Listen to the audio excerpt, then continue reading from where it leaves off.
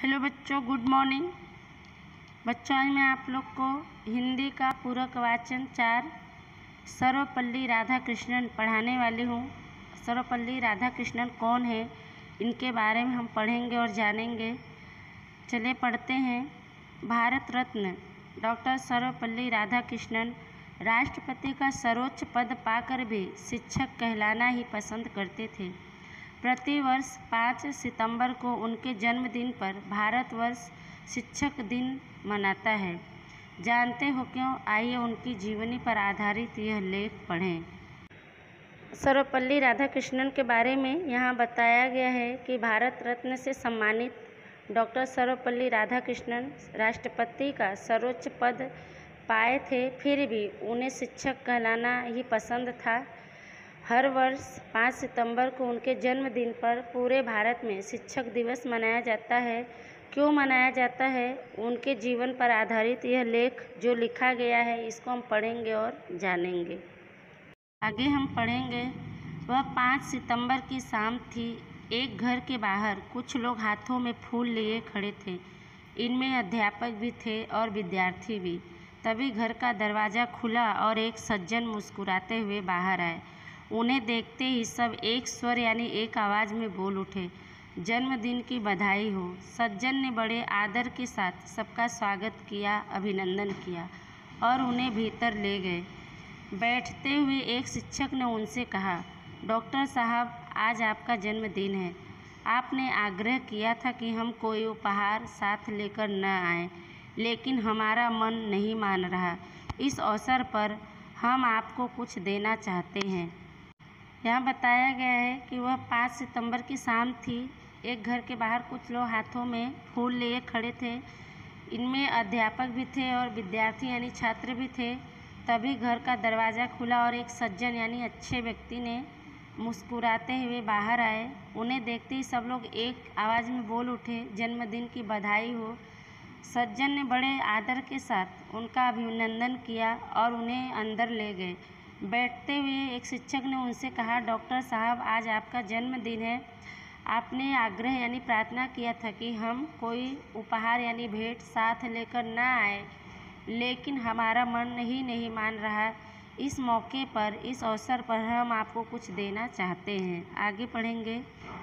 Doctor साहब ने वहां आए सभी लोगों पर एक दृष्टि यानी एक नज़र डाली और कहा, यहाँ हम शिक्षकों के अलावा अनेक विद्यार्थी भी हैं। शिक्षक होने के नाते हमारा कर्तव्य है कि हम अपने विद्यार्थियों को ऐसी शिक्षा दें कि वे समाज के जिम्मेदार नागरिक बन सके। मुझे खुशी है कि आप लोग मेरा इतना सम्मान करते हैं। दरअसल यह सम्मान एक शिक्षक का सम्मान है।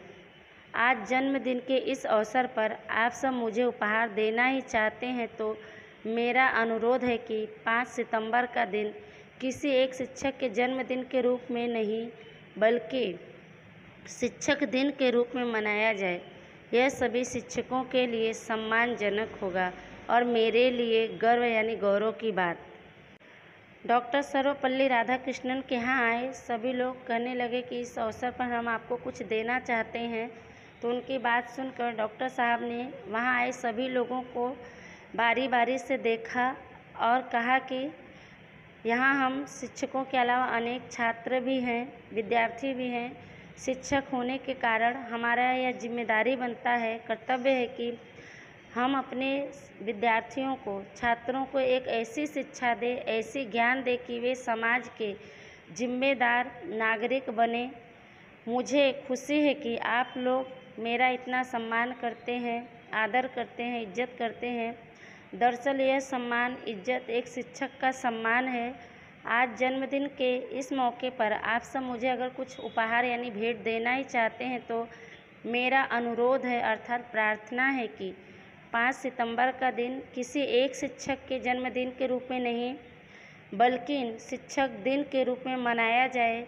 यह सभी शिक्षकों के लिए सम्मानजनक यानी सम्मान की बात होगी और मेरे लिए भी यह गर्व यानी गौरव की बात होगी। आगे पढ़ेंगे। और तभी से प्रतिवर्ष हम 5 सितंबर शिक्षक दिवस के रूप में मनाते आ रहे हैं। ये शिक्षक और कोई नहीं, डॉक्टर सर्वपल्ली राधाकृष्णन थे। जिन्होंने अपने जीवन के लगभग 40 वर्ष अध्यापन यानी पढ़ाना लिखाना उसके कार्य में बिताए। वर्ष 1888 में चेन्नई के निकट तिरुत्तानी में जन्म लेने वाले डॉक्टर राधाकृष्णन के पूर्वज सर्वपल्ली नामक ग्राम में रहते थे। संभवतः इसीलिए उनके नाम के आगे सर्वपल्ली शब्द जुड़ा है। उनके पिता श्री वीरस्वामी उइया स्वयं एक अध्यापक थे। बालक राधाकृष्णन को 12 वर्ष तक उनके पिता ने ही शिक्षा दी, किंतु उनकी उच्च शिक्षा वेल्लोर और चेन्नई के क्रिश्चियन कॉलेज में हुई। सर्वपल्ली राधाकृष्णन के कहने पर तभी से हर वर्ष 5 सितंबर शिक्षक दिवस के रूप में हम मनाते आ रहे हैं। ये शिक्षक और कोई नहीं, डॉक्टर सर्वपल्ली राधाकृष्णन थे, जिन्होंने अपने जीवन के लगभग 40 साल पढ़ाने लिखाने के कार्य में बिताए। वर्ष 1888 में चेन्नई के पास तिरुत्तानी में जन्म लेने वाले डॉक्टर राधाकृष्णन के पूर्वज सर्वपल्ली नामक गांव में रहते थे। संभवतः शायद इसीलिए उनके नाम के आगे सर्वपल्ली शब्द जुड़ा है। उनके पिता श्री वीरस्वामी उइया स्वयं एक शिक्षक थे। बालक राधाकृष्णन को 12 साल तक उनके पिता ने ही शिक्षा दी, लेकिन उनकी उच्च शिक्षा वेल्लोर और चेन्नई के क्रिश्चियन कॉलेज में हुई। आगे हम पढ़ते हैं। यहीं बीए की पढ़ाई करते समय राधाकृष्णन ने स्वामी विवेकानंद के भाषणों को सुना। ये भाषण तर्कों पर आधारित चिंतन मनन, यानी चिंतन का मतलब होता है सोचना विचारना समझना, मनन का मतलब होता है भली भांति समझकर किया जाने वाला अध्ययन या विचार से भरे थे। राधाकृष्णन पर इन भाषणों का बहुत प्रभाव यानी असर पड़ा। उन्हें दर्शन शास्त्र, जिसे फिलॉसफी कहते हैं, उसमें इतनी रुचि हो गई कि आगे की पढ़ाई में उन्होंने यही विषय चुना। चिंतन मनन अब राधाकृष्णन के जीवन का अंग यानी भाग बन गया। यहाँ पे कह रहे हैं कि क्रिश्चियन कॉलेज, यहीं से इन्होंने बीए की पढ़ाई करते समय राधाकृष्णन ने स्वामी विवेकानंद के भाषणों को सुना था। ये भाषण तर्कों के आधार पर चिंतन मनन से भरे थे। राधाकृष्णन पर इन भाषणों का बहुत बड़ा असर पड़ा। उन्हें दर्शन शास्त्र में इतनी रुचि हो गई, उनको इतना पसंद आ गया कि आगे की पढ़ाई भी इन्होंने इसी विषय से किया, इसी विषय को चुना। चिंतन मनन अब राधाकृष्णन के जीवन का भाग बन गया। आगे हम पढ़ेंगे। अपनी पढ़ाई पूरी कर उन्होंने चेन्नई के एक कॉलेज में अध्यापन कार्य प्रारंभ कर दिया।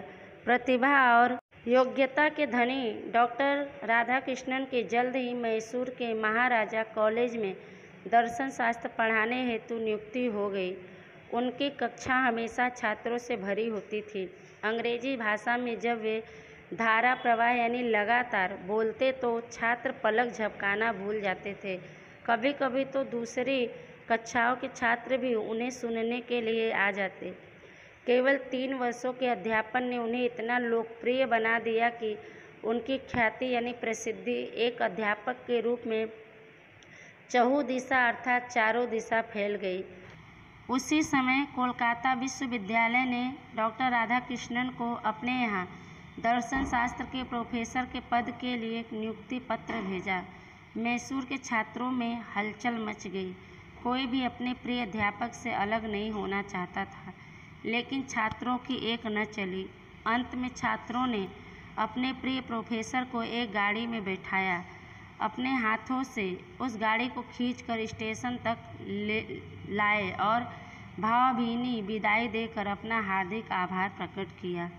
डॉक्टर सर्वपल्ली राधाकृष्णन अपनी पढ़ाई पूरी करके उन्होंने चेन्नई के एक कॉलेज में अध्यापन यानी पढ़ाने लिखाने का काम शुरू कर दिया।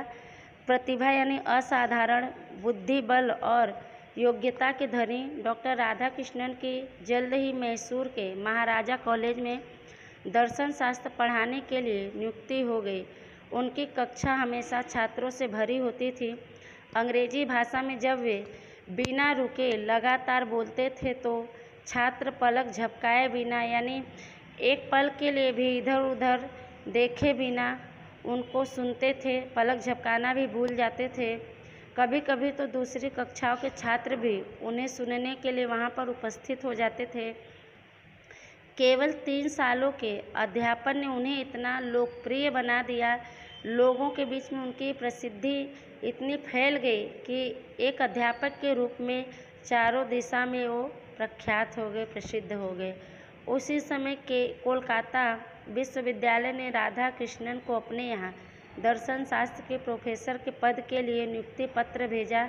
मैसूर के छात्रों में यह सुनकर हलचल मच गई, शोर मच गई। कोई भी अपने प्रिय अध्यापक से अलग नहीं होना चाहता था, लेकिन छात्रों की एक नहीं चली।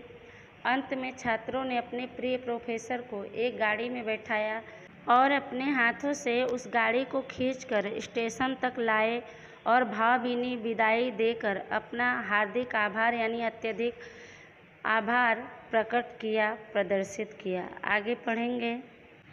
कोलकाता में भी डॉक्टर राधा कृष्णन छात्रों और अपने सह अध्यापकों के बीच शीघ्र ही लोकप्रिय हो गए। ब्रिटिश सरकार ने उनकी योग्यता से प्रभावित होकर ऑक्सफोर्ड विश्वविद्यालय में उन्हें प्रोफेसर का पद दिया। अब प्रोफेसर राधा कृष्णन 6 मास इंग्लैंड में रहते और 6 मास कोलकाता में। यहाँ डॉक्टर राधा कृष्णन के बारे में बताया गया है कि कोलकाता में भी डॉक्टर राधा कृष्णन और छात्रों और अपने सह अध्यापकों यानी उनके साथ जो अध्यापक थे उनके बीच बहुत जल्दी ही वो लोकप्रिय हो गए। ब्रिटिश सरकार यानी अंग्रेजी सरकार ने उनकी योग्यता से प्रभावित होकर ऑक्सफोर्ड विश्वविद्यालय में उन्हें प्रोफेसर का पद दिया। अब प्रोफेसर राधा कृष्णन 6 महीने इंग्लैंड में रहते और 6 महीने कोलकाता में। आगे पढ़ेंगे। 1931 में उन्हें आंध्र प्रदेश विश्वविद्यालय का कुलपति बनाया गया और तत्पश्चात काशी हिंदू विश्वविद्यालय का। अपने ज्ञान और ओजपूर्ण भाषण शैली से वे हर विश्वविद्यालय में छात्रों के बीच लोकप्रिय रहे। कक्षा हो या घर, छात्रों से वे सदा घिरे रहते। सोवियत संघ के राजदूत, भारत के उपराष्ट्रपति, भारत रत्न जैसे सर्वोच्च पुरस्कार की प्राप्ति और फिर भारत का राष्ट्रपति पद, प्रत्येक पद और अलंकार जैसे डॉक्टर राधा कृष्णन को पाकर गौरवान्वित हो उठा था। इनके बारे में बताया गया है कि 1931 में उन्हें आंध्र प्रदेश विश्वविद्यालय का कुलपति बनाया गया। कुलपति बोलते हैं किसी विश्वविद्यालय का सर्वोच्च अधिकारी उनको। और उसके बाद काशी हिंदू विश्वविद्यालय का उन्हें कुलपति बनाया गया। अपने ज्ञान और ओजपूर्ण यानी कविता का वह गुण जिसके द्वारा सुनने वाले के चित्त यानी मन में जोश उत्पन्न हो जाए, ऐसी भाषण शैली से वे हर विश्वविद्यालय के छात्रों के बीच लोकप्रिय रहे। कक्षा हो या घर, छात्रों से वे हमेशा घिरे रहते थे। सोवियत संघ के राजदूत, भारत के उपराष्ट्रपति, भारत रत्न जैसे सर्वोच्च यानी सबसे उच्च कोटि के पुरस्कार की प्राप्ति और फिर भारत का राष्ट्रपति पद, प्रत्येक पद और अलंकार जैसे डॉक्टर राधा कृष्णन को पाकर सम्मानित हो उठता था। आगे पढ़ेंगे। वे कहते थे, सच्ची लगन, कड़ी मेहनत और आत्मविश्वास से ही इस जीवन में मनवांछित वस्तु पाई जा सकती है। अध्यापक का कर्तव्य है कि वह भी स्वाध्याय करे और ज्ञान का प्रकाश चारों ओर फैलाए। वे स्वयं भी 12-12 घंटे अध्ययन करते थे।